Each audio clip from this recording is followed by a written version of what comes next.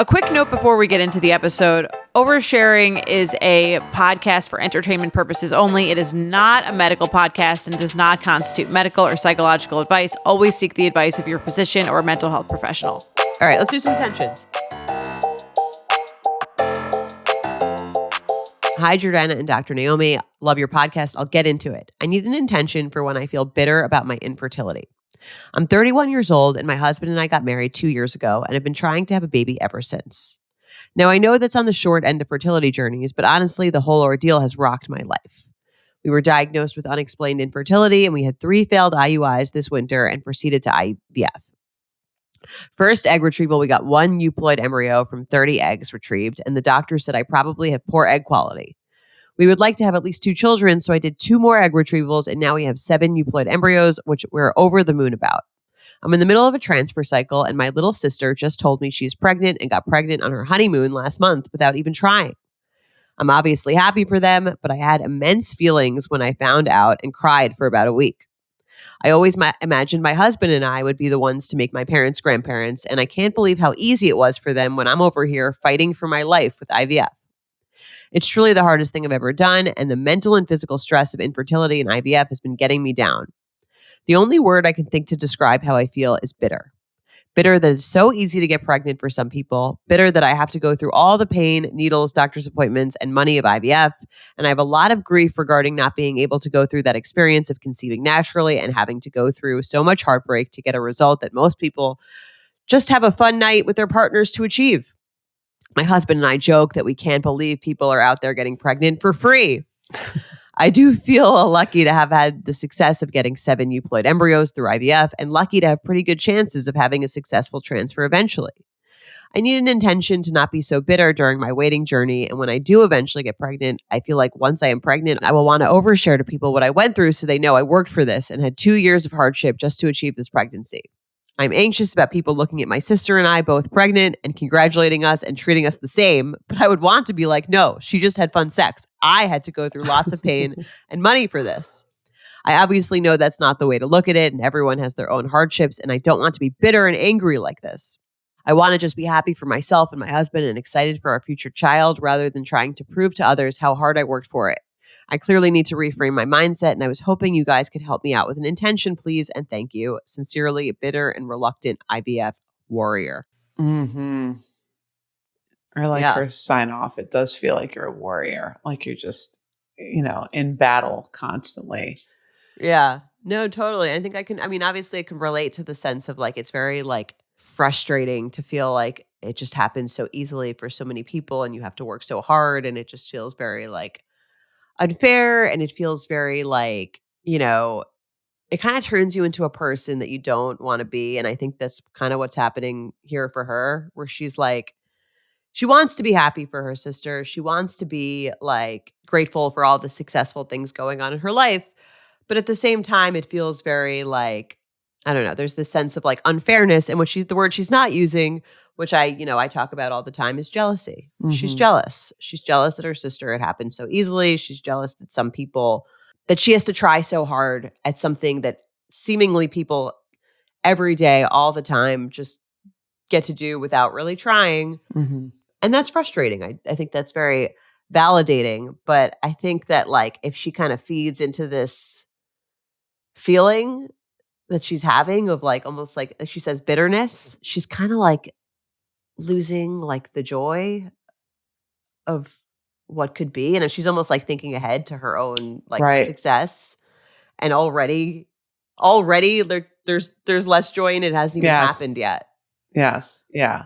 I think it's also the way that our society is kind of set up is most of the time, even from the time you're like in middle school, it's kind of like the kids that work harder get better grades, or like hard work pays off. You get a better result. You get more of a thing. You get it's not fair, but in this case, it's like there's so much effort and hardship and hard work, and you're going to end up with the same exact thing, which is a baby. Right. And it feels kind of like, but I worked so much harder for this. Like I should get something better. Like I should get a better baby, or I should get yes, I deserve this more than you. I worked harder. Yeah. I should get some admiration. Or so what I think when I read this was, I think she's just seeking some nurturing, some care, something like that, some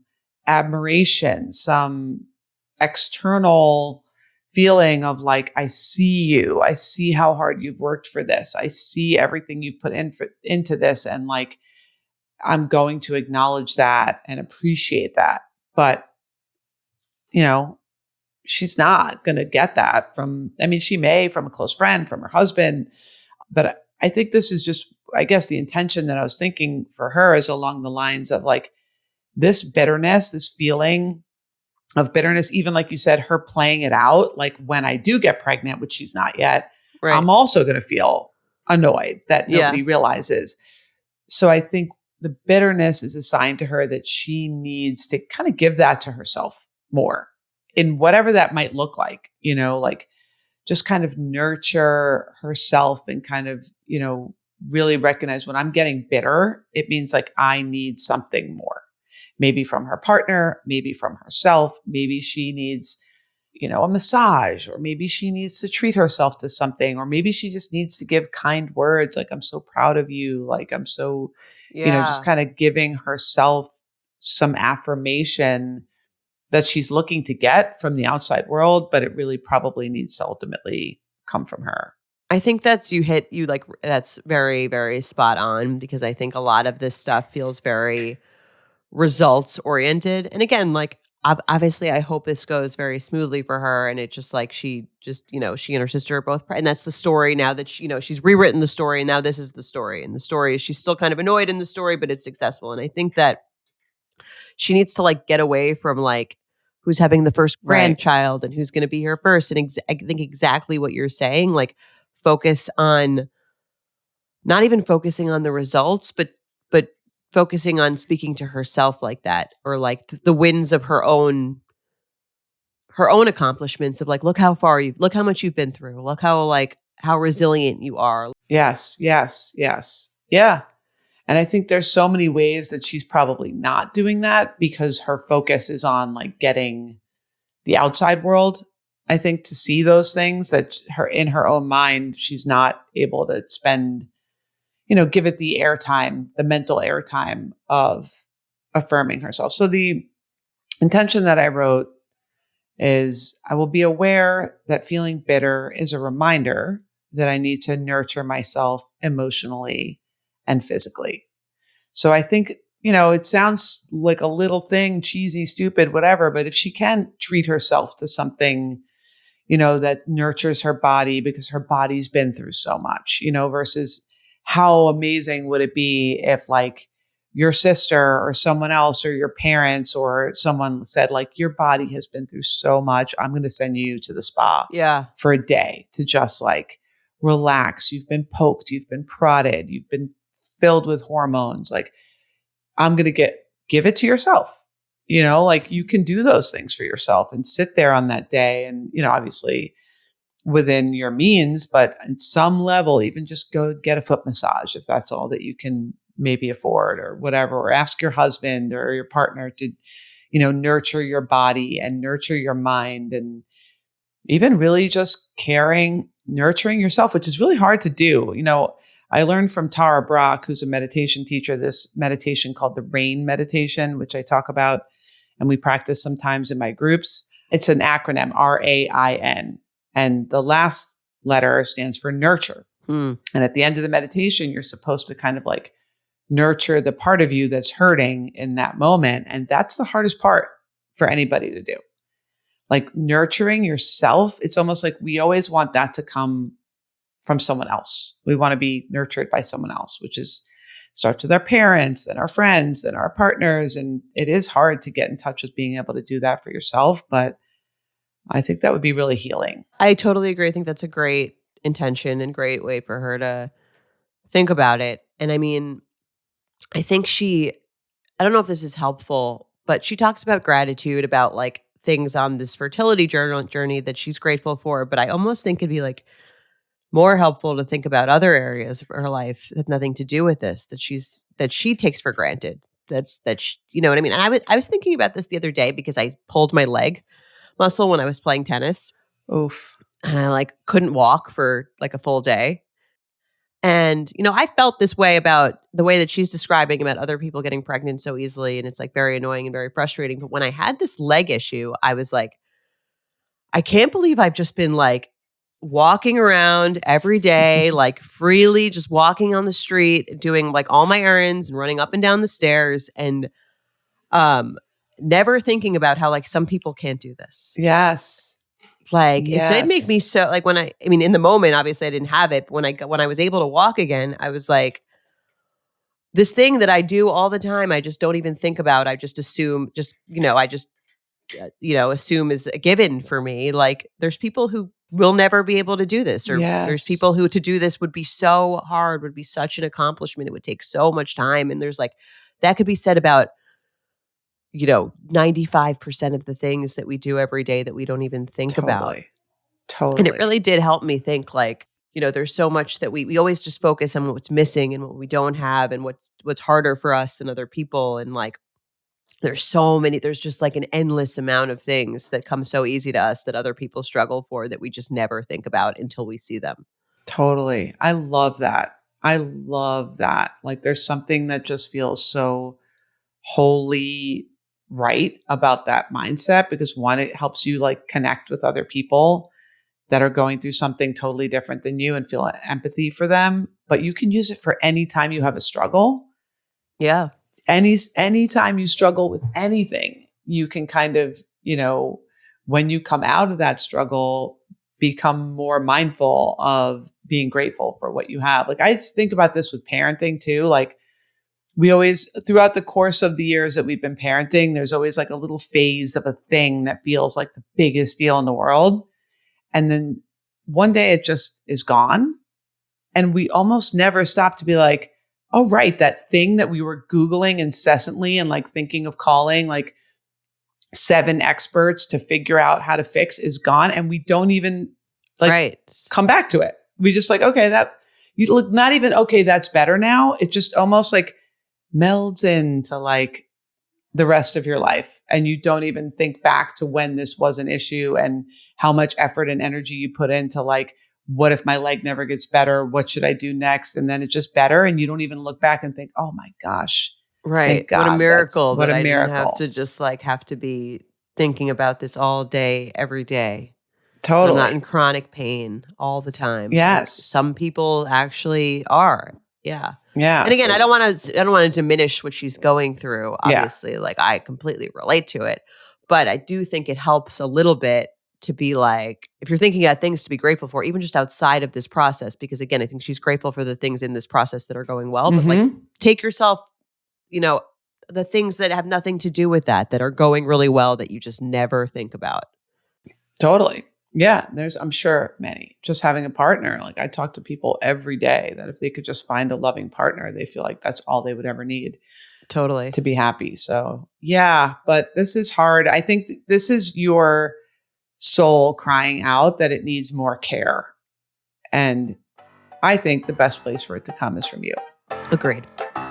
Let us know how that goes.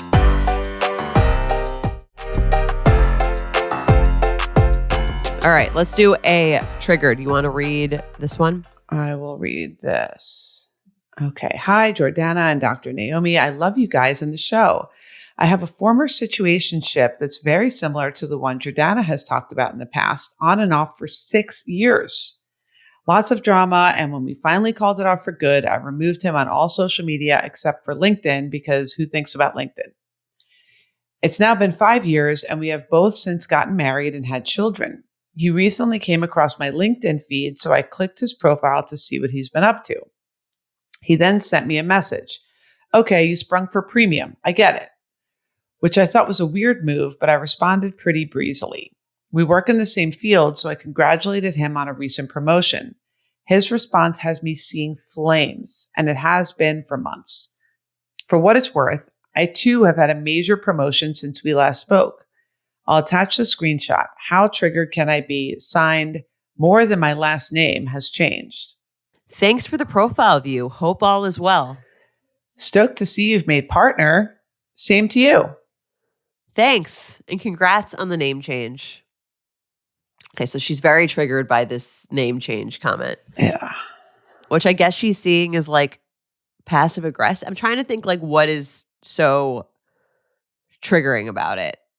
It's like the acknowledgement of her moving on and being married. I think it's that she congratulated him on like his promotion, and he congratulated her on getting married. Like when they both got married. Right. It's almost like I honestly, I know, I get why you're triggered, because you're like, I'm a whole person. I have so much more to offer than just the fact that I've gotten married. But I would see this as a little flattering, almost like, Yeah. It almost seems like a little, not flirty, but like yes, almost borderline flirty. Like he's like, focusing on your relationship status, not Yes. your profession. Yeah. Which is the part that's triggering to her, because she's like, I'm not just like sitting here waiting to just get married and nothing else matters. But he's focusing on that because that's what you guys had together. Like, Right. It makes sense to me. And I actually agree. I think it's flattering to an extent where like, I would look at this whole thing as like, he found you on LinkedIn. He messaged you. He's clearly like thinking about you still. And I don't know. Is she thinking of it as like passive aggressive or like could have been you? I don't know. I think she's thinking of it just in terms of like, she congratulated him on his promotion and he's not congratulating her on her promotion. That he's not acknowledging that she's like a professional and she's doing well in her career. Right. And also, he didn't even say congrats on getting married. Congrats on your name change. Right. Well, maybe he's showing her that like he found her. I mean, her name is different on LinkedIn, so he's found her on LinkedIn, so he knows her name has changed. I don't know. It's a whole interaction is a little weird. I think it's a little inappropriate that he even messaged her. Yeah. I would be like a little annoyed if my husband messaged his old situationship on LinkedIn to say Right. congratulations or what was his first message? It was thanks for the profile view. Hope all is well. That seems like a little bit of like a trying to restart like Yeah. a It's like, I saw you looked at me and I'm not just going to ignore it. Like, I saw you right. looked at me and I'm going to acknowledge that you looked at me. And even the thing I could see very, very subtly, I could see, because he was like, thanks for the profile view. Like, meaning like, I saw you looking at me. Yeah. You looked at me and I saw it. Versus like, hey, how's it going? Like, we both know you looked at me. I don't need to like call that out. Right. Thanks for the He's profile view. coming up with a reason to talk to you. Right. And it's funny because in these situationship things that last, she said this is 6 years. Yeah. I think a lot of these times it's like you kind of think of yourself as like the issue in them, but it's like both people don't get into these like 6-year on and off again things when they're totally psychologically healthy. Right. Like it really like, you know what I mean? It takes two people to prolong that kind of a like breakup that probably should have happened 5.5 years ago. Yeah. Right. So you could look at this as like, oh, he's still up to his same old like, and like so much of a situationship is exactly shit like this. It's like non-direct. Yes. It's very like a hint of like a bid, but never an explicit thing, never an explicit apology or straightforwardness, and the communication is never, straightforward. You're always kind of doing like, I feel like when you had a situationship like this for a long time, you're always kind of thinking about like who's winning in Yes. this encounter. And And that's it's funny what that it's is still triggering happening. her. Yes. Yeah. That's what's triggering her, is this feels so familiar to how probably they used to interact, that she's like, and she cares, and he's in her head, which probably feels very similar. And she's like fuming that he's still taking up space in her head.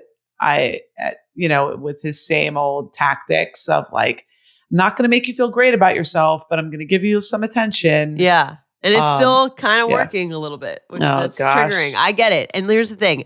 If you've been practicing this dynamic with someone for 6 years, it just doesn't disappear. It's just like completely like, oh, I mean, again, I don't think it's like she's going to like go back and start speaking to him again. But I think it's like, it still kind of hits a nerve with you because you're almost like conditioned to be like given anxiety by this sort of subtle seemingly nice, but like not that Yes. nice interaction. That's sort of like the hallmark of your whole of what you did for all Yes. those years. What you're feeling right now, this like I'm seeing flames, let that be the reminder of why you should never interact with him again and how blessed you are that Yes. you are out of this. Because just how many 3 messages here on a, yeah, 3 total messages is having you fuming months later. So good riddance. Thank God he's out of your life. But like on the surface, is this triggering? Not really. I don't think he said anything crazy. He addressed the big thing, which is that you guys used to be romantic and now you're married to someone else. Right.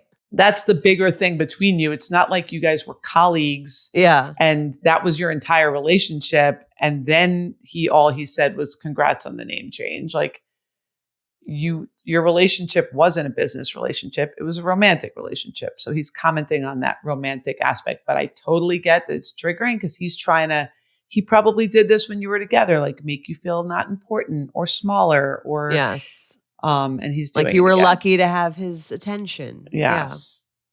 Well, I think it should be validating to know he's up to his same old shit. Mm-hmm. Has not, because sometimes you wonder, like, could the person have changed? Like, could they have grown? Was I with them when they were like so immature and now they're different? Like, no, people stay the same. Yes. They It are who only they took are. 3 messages for you to get it out of him that he's the same person. This wasn't even like a 3-day back and forth where he couldn't even like resist the subtleties of his little, thing for in 2 messages. So Yes. yeah.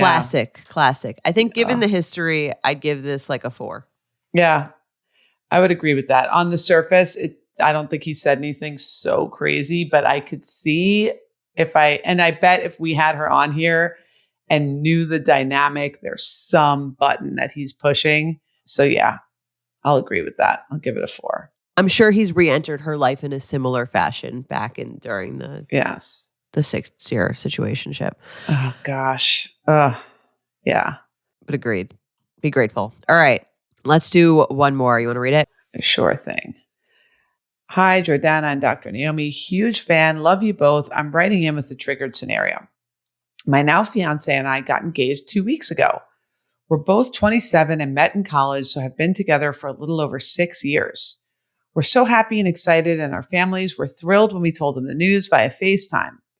The timing of our engagement was perfect because we actually had a trip planned a week later to see my family and then the following week to see his. When we arrived at my parents' house, we were greeted with hugs, tears, balloons, the works.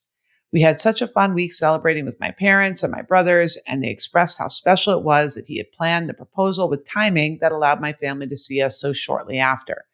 When we landed in Ohio this week to visit my fiance's family, I was looking forward to seeing them and having another fun celebratory week. His parents are both divorced and both remarried, and we were headed to his dad's first.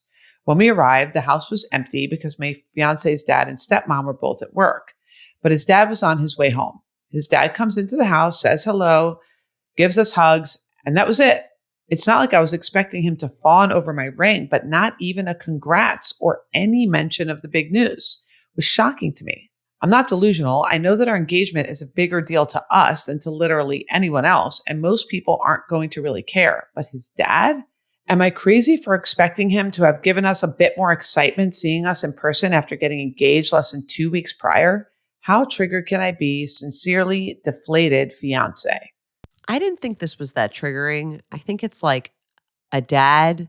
I think it's like a divorced dad who's not with the mom who would probably be bringing more of the excitement on the engagement thing. I think he's like, yeah, I congratulated them when they got engaged. Yeah. And it's just not, something I've been actively thinking about. He's like, I gave him a hug. They walked in. And I do think that like sometimes like the mom in the relationship would like hype up the Right. He doesn't have that milestone. Maybe. counterpart. Yeah. I do think that's like a little bit of a part of it. I don't know if like older men are so excited about engagements, Yeah. generally speaking. But I could see being like a little like it would have been nice to have a little more excitement.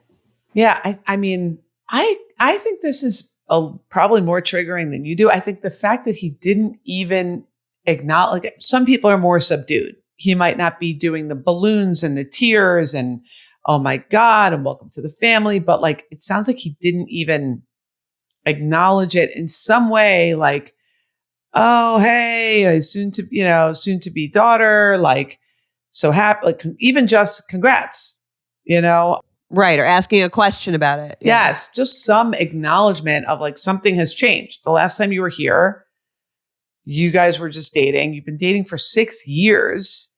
An acknowledgement when they walk in, when they planned a week to see, planned it kind of on purpose to see their family after the engagement and celebrate. I think that is a common thing. Even like the other email where they want to change the whole plan just so she could be with her people after the engagement. And here are the, oh my gosh, yay, welcome to the family. Like, so I could see how not even saying congrats or making some comment about, oh, how exciting something feels like.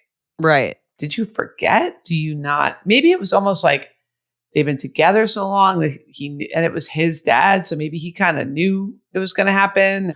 He knew about it, or like he has weird views towards marriage since he's divorced. I don't know. That I could see too. But I could see not even acknowledging it. Right. After coming from her side with balloons and tears. Right. Maybe if they hadn't had that, huge discrepancy. That's probably true. It kind of feels like, oh, this is like very different than the other response we got. If I were her, I would have been like, as you're eating dinner, like, yeah, it's been a whirlwind since the engagement. Everyone's just been so excited. Right. For us. I wonder if they didn't mention it the entire week that they were there. Like that. That would be weird. Right. Or ask them what their plans are. Usually, you have those standard questions that. But again, I think maybe because he's like the dad, he's divorced, he's not with the mom. Maybe there's just been less. I feel like there's a little more chatter in a house where like the family's a little more functional and intact. Yes. About excitement, about what's going on. Yeah.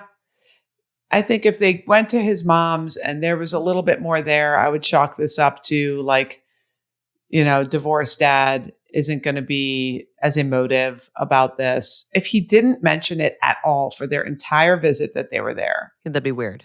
That I think is weird and triggering. It almost feels like he doesn't. Maybe he is kind of like, I ended up divorced. I don't have high expectations for you guys. And that's probably what's triggering for her. That he thinks like, oh, you're going to end up like me. This is not really. Right. Although he's remarried. So weird. Yeah. Yeah. Yeah, that's true. There is a stepmom in the picture. I wonder if the stepmom gave anything. A little more energy. Yeah. Yeah. I bet. I don't know. She probably would have added that in if there was more to it than just this. So here's the thing. We don't have all the info. If stepmom comes home and you all sit around to dinner and like are acknowledging the engagement, then I would say this is pretty low. Maybe he just got off work and he was stressed about something and didn't have like the perfect immediate reaction. But if he came around to it later, then I think this is not that triggering. If he ignored it the entire time you were there, I don't think it matters that he mentioned it the second you walked in the room. Right. I think that's maybe like a personality difference. Maybe he's a little like stressed or curmudgeon-y or whatever. Yeah. Or like she said, it might just not be like the top of his mind. Like he's just not, I don't know how many kids he has. Like I can see this happening in our family where the person's just like, got like so many happens other, all the time. Yes. Yeah. And look, the good news is they do have two. It's not like the mom and dad were together and both of them collectively were giving you this type of response. Like if out of his two parents or plus, the remarrieds, the step parents, if one of them's a little blah on the engagement, I would kind of let it go. And like she said, and she acknowledges this. No one cares about your engagement as much as you do. So let this be a little bit of a like, you're going to be annoyed when other people don't care as much about all aspects of your wedding as you do. It kind of like, again, I'm not saying that's right or wrong, but like, that's kind of how it is. This is your first foray into, some people just aren't actively thinking about this day, which is huge for us right, as others. And again, like we talked about before, I think this is your fiance's dad. This is who the family that you're marrying into. And it is very interesting to see, like, some people aren't as obsessed with their kids and their kids' milestones, and they're not going to get all excited about, so welcome to the family. This is what you got. This is the father-in-law that you have. When you tell him that you're pregnant, maybe he'll have, if that's something you're looking for, you tell him that you're buying a house, or you tell him that you're moving, or you tell him you got a promotion, or whatever things, he's probably going to have a similar meh reaction. So now you'll know he's not the person to go to for the fanfare. Yes. Yeah. And maybe he'll write you a check instead. That'd be great. That'll make up for it. We'll change the triggered score depending on the financial contribution to the wedding. Engagement gift. Yeah. All right. I think that's all we have to do today. We did it. Proud of us. All right. That's our time. Great work today.